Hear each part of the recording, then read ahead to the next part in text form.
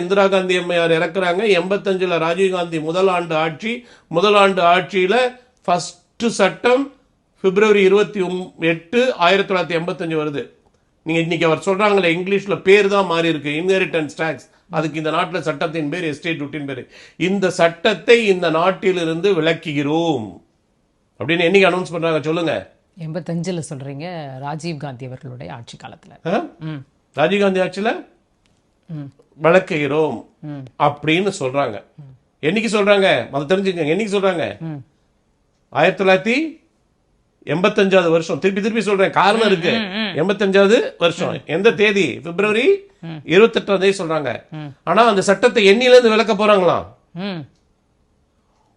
1/10/84 யாரெல்லாம் இறந்தார்களோ அவங்க இந்த டாக்ஸ் அந்த குடும்பத்தினர் கட்ட வேண்டாம்.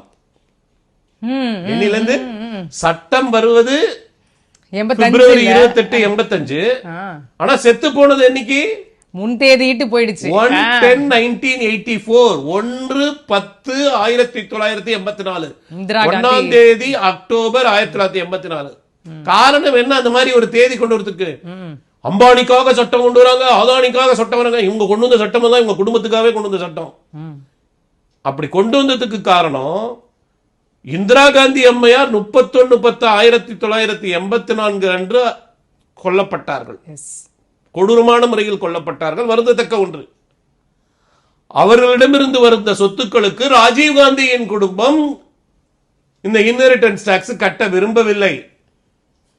ராஜீவ் காந்தி கட்ட விரும்பவில்லை. ராகுல் காந்தியின் தகப்பனார் கட்ட விரும்பவில்லை. அந்த மாதிரி குடும்பத்தில் இருந்து வந்தவர் இவர் சொத்துக்களை எடுத்து டிஸ்ட்ரிபியூட் பண்ண போறாருன்னு சொன்னா, நமக்கெல்லாம் ஒரு வயசுலேயே காதுல ஓட்ட போட்டாங்க, இவர் ஓட்ட போட்டுட்டு இருக்காரு. அவ்வளவுதான். இத மக்கள் நம்பினாங்கன்னா, ஏன்னா யாருக்கு தெரியாது. காரணம் என்ன சொல்லுங்க? இன்னைக்கு அந்த சட்டம் இந்த நாட்டை விட்டு போய் 20-40 வருஷம் ஆச்சு. அப்ப 84க்கு அப்புறம் பிறந்தவங்களுக்கு இந்த நாட்டில் இருந்த சட்டத்தை பத்தி தெரியாது. 84க்கு முன்னாடி